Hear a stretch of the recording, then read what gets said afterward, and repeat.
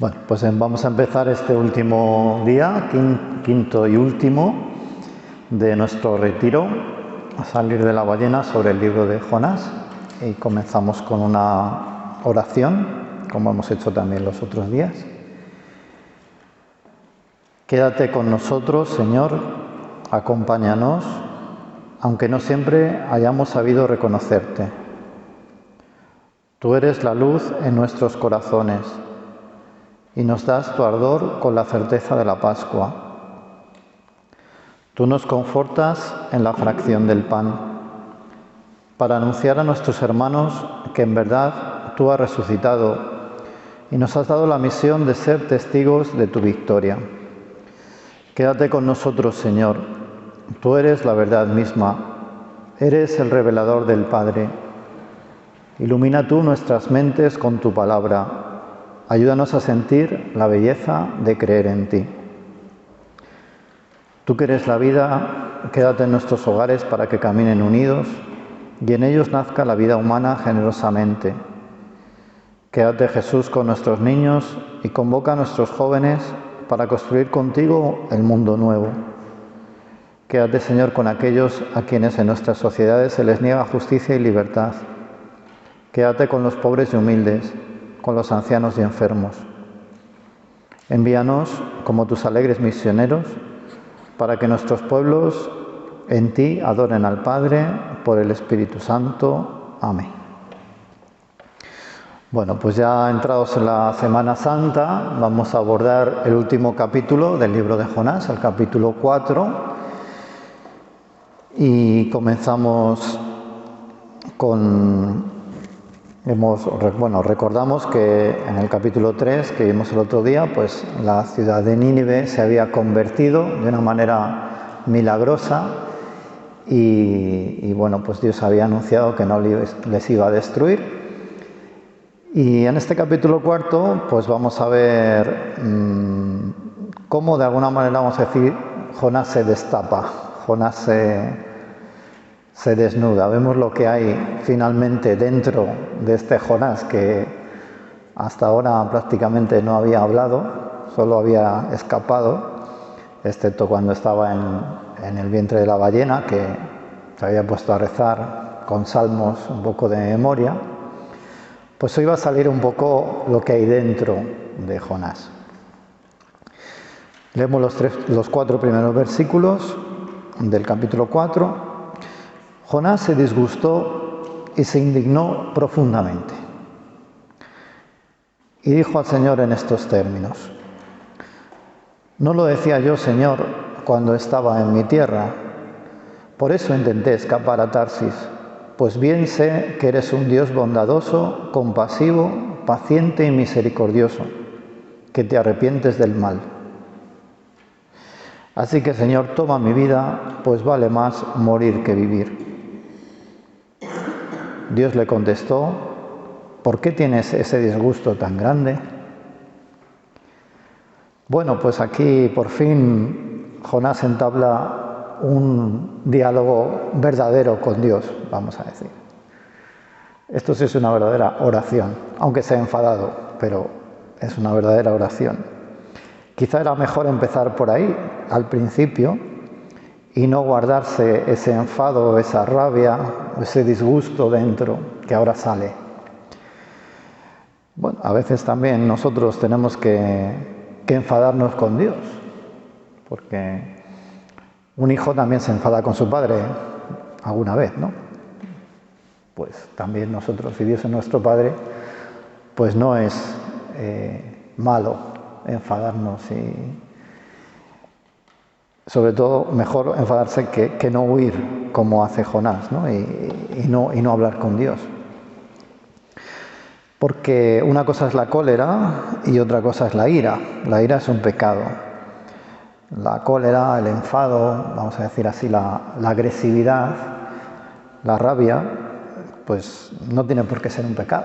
Puede ser simplemente una reacción a algo que, bueno, pues que nos disgusta, que llevamos dentro y que es parte de nuestra humanidad.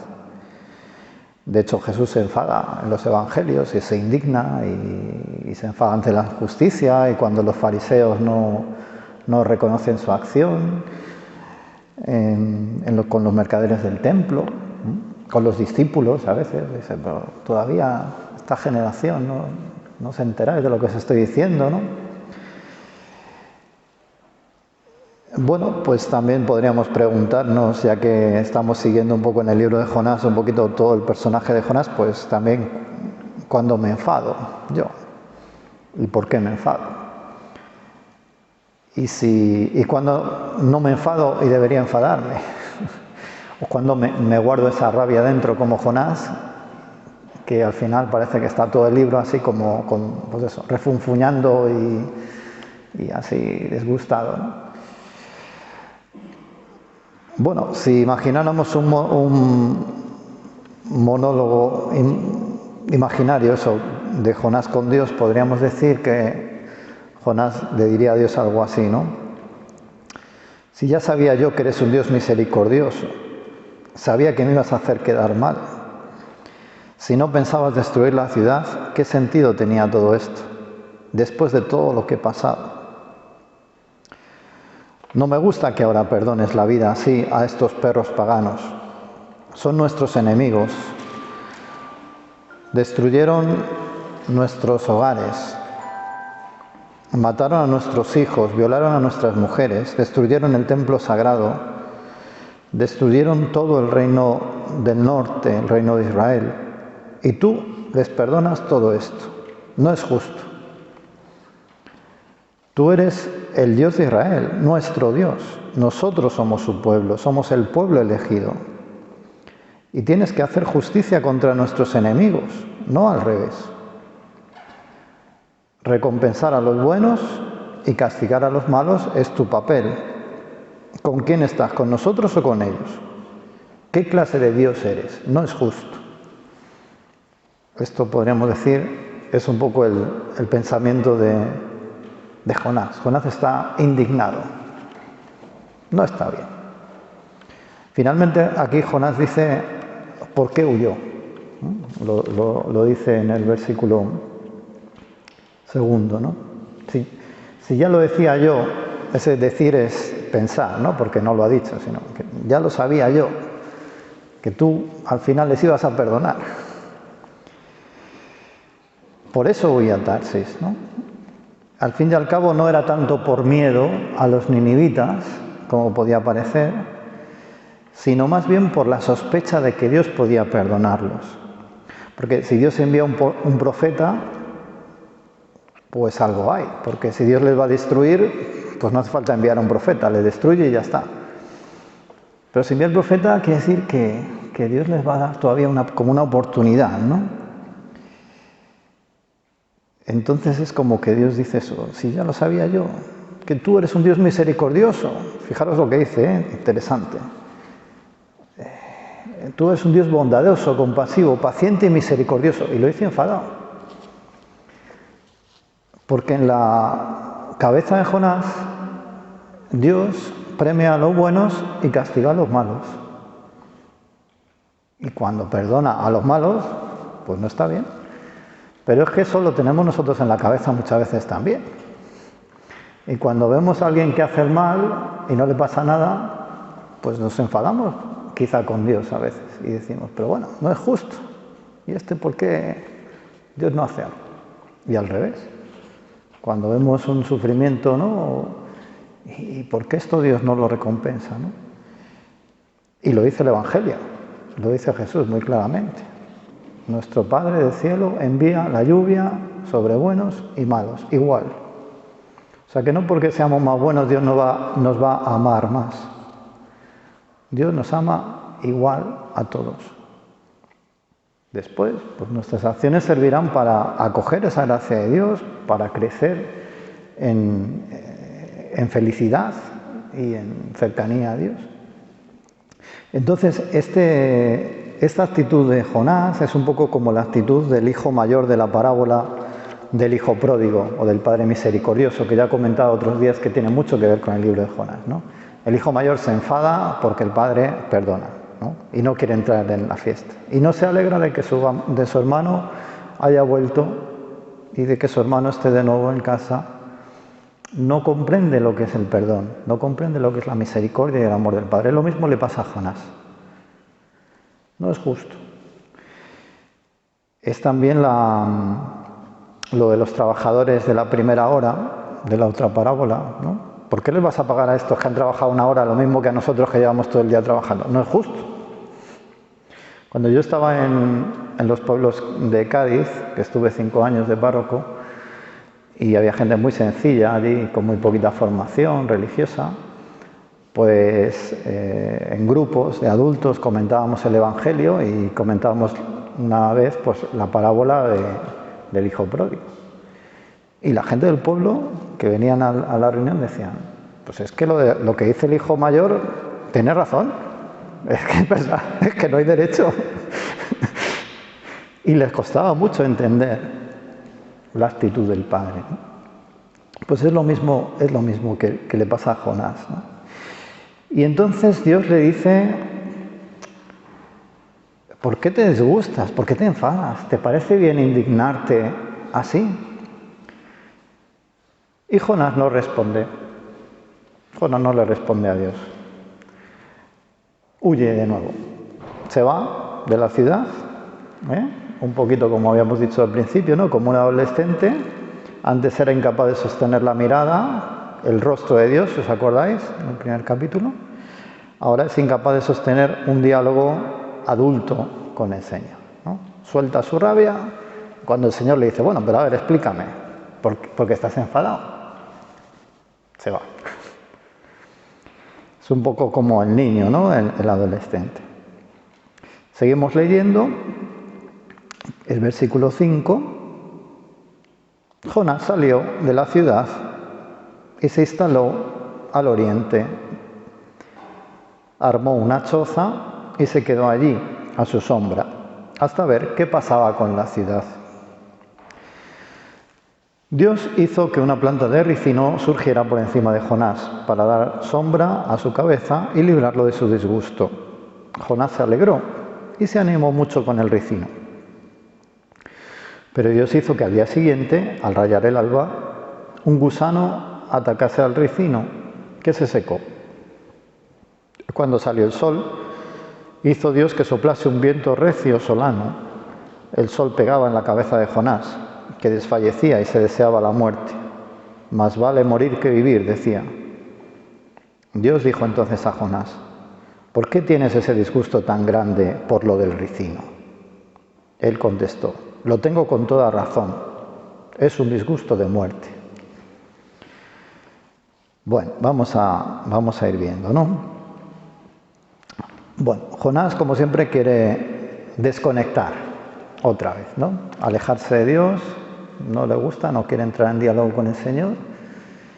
Y desconectar de la realidad también, de la realidad de la vida. La cabaña, de alguna manera, es un lugar un poco, pues eso, donde estar aislado por su cuenta, se va de la ciudad y se pone a observar. Y esto es muy interesante porque Dios ha dicho, no voy a destruir la ciudad.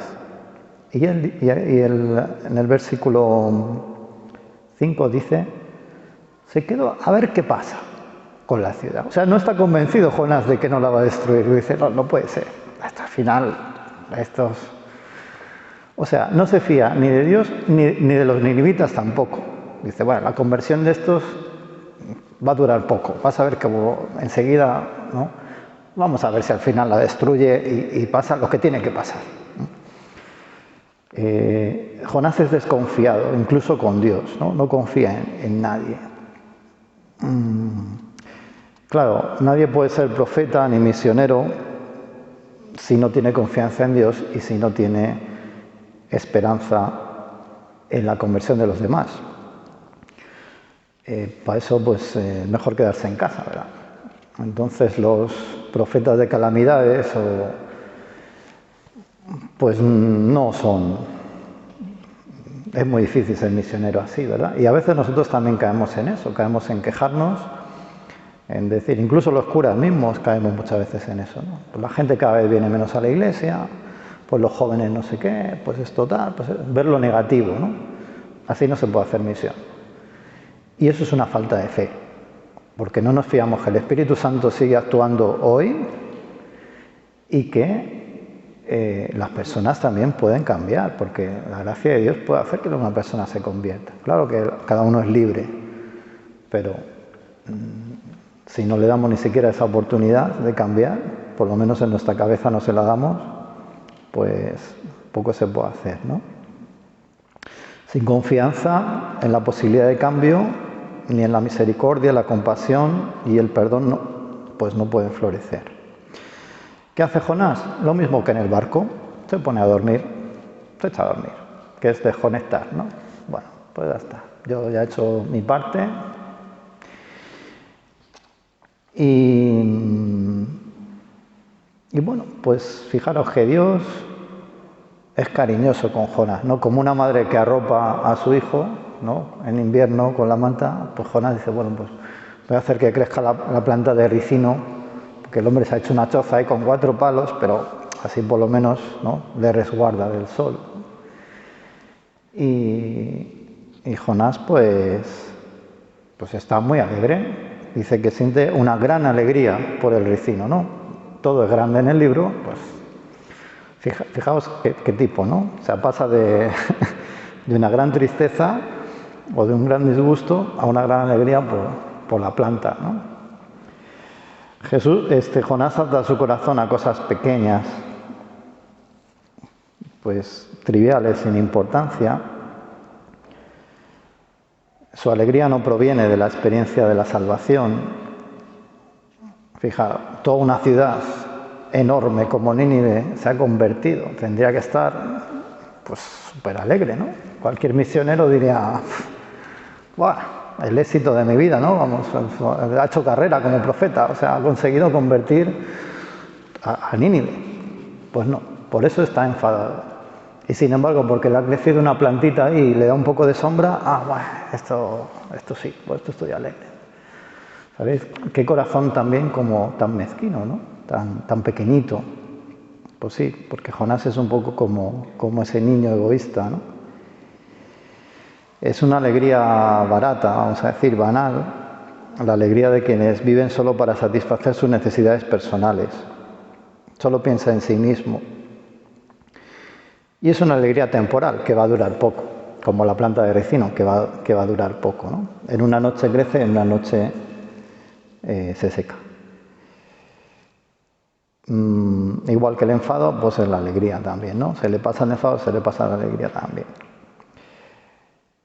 Aquí Dios interviene, claro, en la mentalidad hebrea, pues no hay causas segundas, es decir, que Dios de alguna manera, todo lo que pasa se le atribuye directamente a Dios, ¿no? Entonces, si hace calor es porque Dios le envía en calor, si la planta crece es porque Dios la ha mandado, sí. Pero también es bonito en esta historia como que si veis siempre la naturaleza está al servicio de Dios, ¿no? La tormenta, la ballena, ahora va a ser un gusano. Dios envía un gusano, el gusano roe la raíz de la planta y la planta se seca. Es un personaje simpático, ¿no? Y esto va a arruinar esa alegría de Jonás. Tanto se va a disgustar que de nuevo va a decir, más vale morir, ¿no? Que empieza a ser como una especie de estribillo en Jonás, ¿no? Mejor morir que vivir. Para esto, mejor morir. Y, hombre, ya ha secado la planta, tampoco es que, ¿no?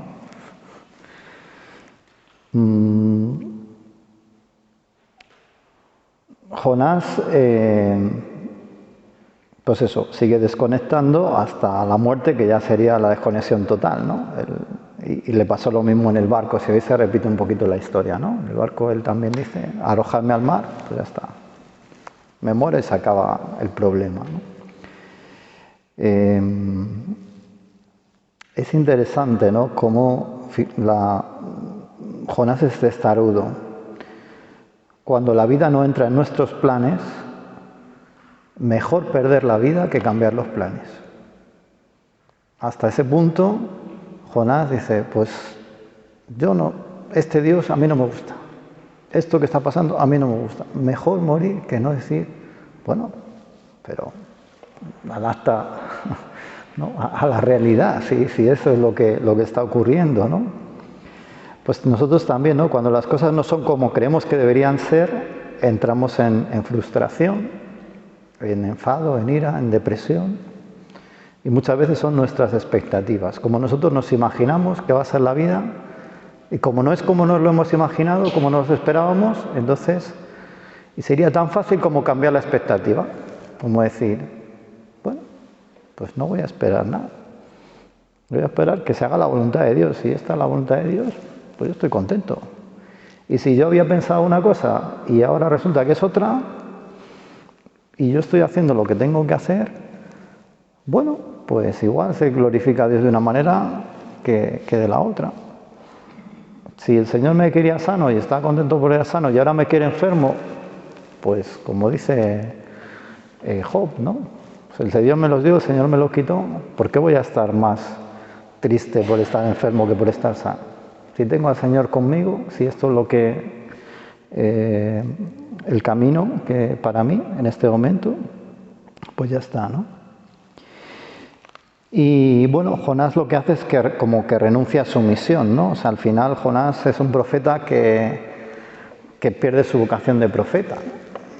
Quiere ser profeta a su manera. Y el profeta tiene que ser profeta a la manera de Dios, no a su manera. Como el cristiano tiene que ser cristiano a la manera de Dios, no a la suya.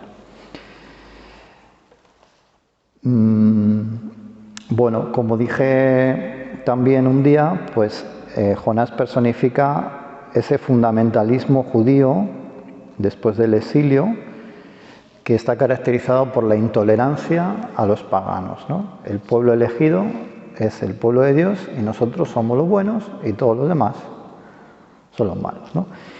Y aquí aparece un Dios distinto, un Dios que ha elegido al pueblo de Israel, pero no para separarlo de los otros pueblos y que solo ellos se salven, sino que ha elegido al pueblo de Israel para que sea el que anuncia a todas las naciones este Dios.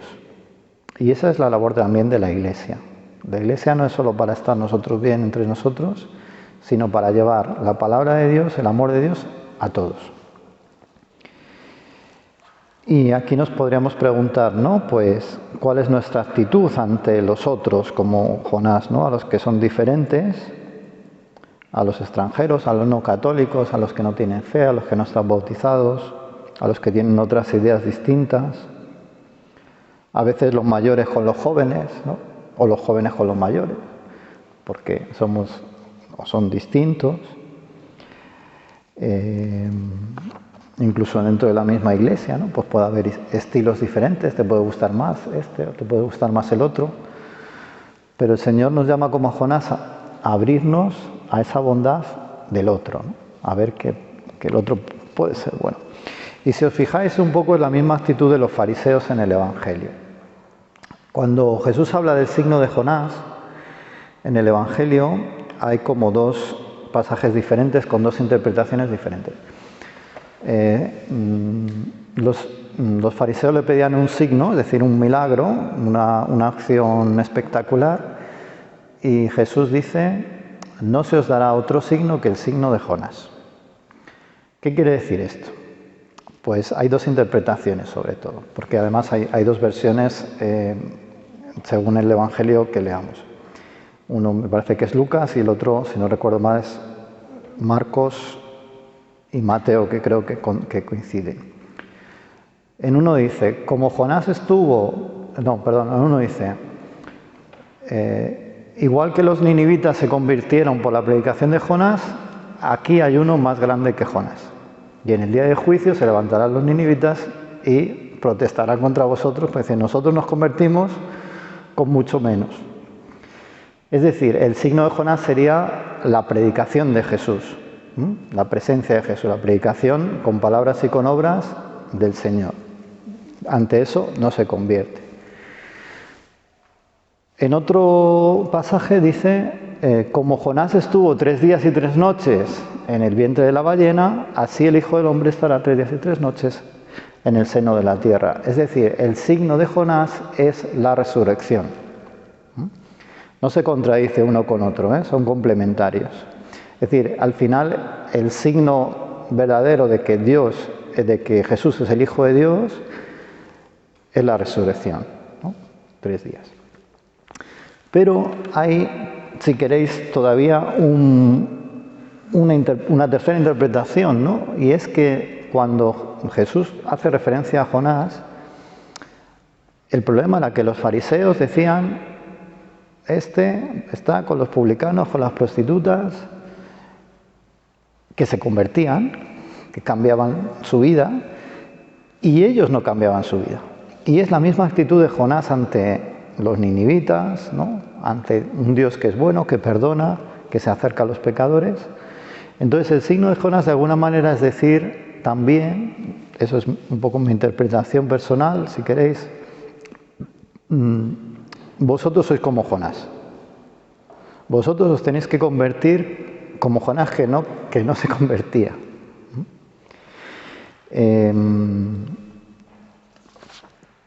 El mensaje del libro es fuerte porque es un Dios lleno de optimismo hacia el hombre, que lo deja libre, que espera que el sordo oiga, que el ciego vea, que el que está inclinado al mal sepa elegir el bien. Y espera también que el caprichoso y egoísta Jonás se convierta y pueda ser una persona madura. Y eso lo vamos a ver en la última escena, y con esto termino. Versículo 10 y 11, y con esto termina el libro. Dios repuso: tú te compadeces del ricino, que ni cuidaste ni ayudaste a crecer, que en una noche surgió y en otra desapareció.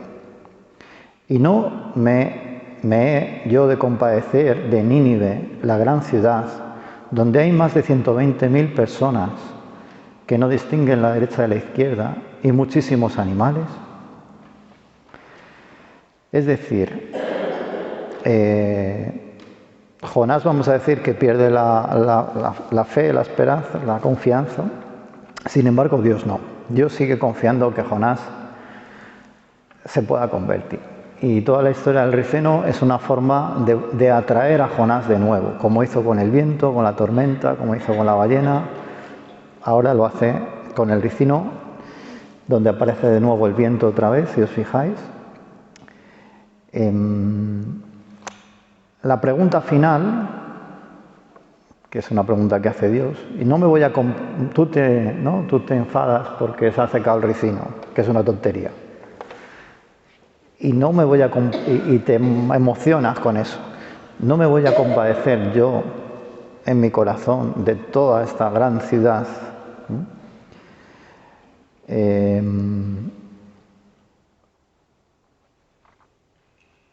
No te alegras por la ciudad, ¿no? Te afliges por la planta de ricino y no te alegras por la ciudad, ¿no? ¿Qué clase de hombre eres? ¿Qué clase de corazón tienes? O sea, ¿estarías contento si se destruye toda la ciudad, se muere toda esta gente? ¿Y porque se muere un ricino te enfada? Dios intenta, ¿no?, hacerle ver hasta el final, es decir, pero no te das cuenta que por ahí no es. Bueno, muchos exegetas, muchos expertos de la Biblia sostienen que el libro termina bruscamente, como en suspenso, porque termina con una pregunta. Es muy raro que un libro termine con una pregunta, ¿no?, en medio de un diálogo. Sin embargo, es verdad que Dios tiene la última palabra, como al principio, empieza hablando y termina hablando. Pero la forma en que termina el libro, creo yo, es muy eficaz, porque deja la respuesta abierta. Porque en el fondo, el autor del libro de Jonás quiere decir que cada uno de nosotros somos Jonás. Entonces la pregunta que Dios hace a Jonás nos la hace a nosotros, como para decir, ¿y tú qué contestas a esto? Es decir, bueno, Jonás eres tú, en el fondo, ¿no? El lector, de alguna manera, ha sonreído un poco, ¿no?, ante toda la historia de Jonás, pero al final el Dios, como dice, bueno, pero tú, ¿no?, ¿cómo contestas? ¿No? La pregunta es una provocación Pues para ir más allá de la justicia humana, para salir de uno mismo, para ir más allá de la parcialidad, de los prejuicios, del resentimiento, para convertirse en intermediarios de la salvación y no de la condenación, para dejarse bautizar en las aguas de la misericordia de Dios, que no tragan como el mar ni vomitan como los peces, sino que reaniman al profeta y lo convierten en un modelo de salvación, de esperanza y de vida nueva. Y así termina el libro, ¿no? Provocando, como todo el libro, que es una provocación a la teología clásica de Israel, pues también provocándonos a nosotros. Bueno, pues para terminar, aunque ya estamos en la Semana Santa, que tiene bastante meditación en sí misma, pero bueno, simplemente pues os leo las preguntas que tenéis ahí. Me enfado, me alegro a veces por cosas triviales, como Jonás con el ricino. Tengo actitudes de cerrazón, de prejuicio, de parcialidad o resentimiento, parecidas a las de Jonás, a las de los fariseos o al hijo mayor de la parábola. Y dos tareas que podemos hacer esta semana o en las próximas semanas. Una es compartir con alguien el fruto de este retiro. Hubiera sido interesante poder tener un tiempo para compartir, ¿no? Y si alguno lo quiere hacer, a mí me gustaría escuchar, ¿no?, alguna resonancia de lo que os ha parecido, de lo que Dios os ha dicho, cómo os ha tocado este retiro. Pero lo que sí que podemos hacer es, pues a lo mejor buscar una persona con la que compartir.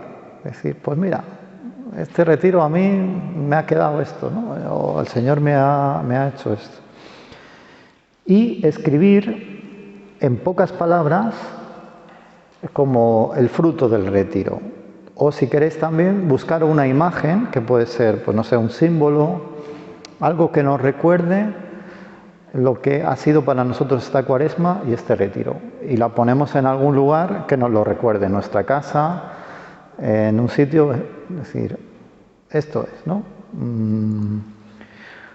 Eso es un poco la tarea que os pongo, ¿no? O escribirlo y guardar el escrito, o buscar algún símbolo y ponerlo en algún lugar visible para recordarlo. Pues muchas gracias a los que habéis venido fielmente y bueno, pues también a los que nos siguen por internet, y ahora pues ya nos disponemos para la Semana Santa y para vivir la Pascua pues lo más fervorosamente posible. Muchas gracias.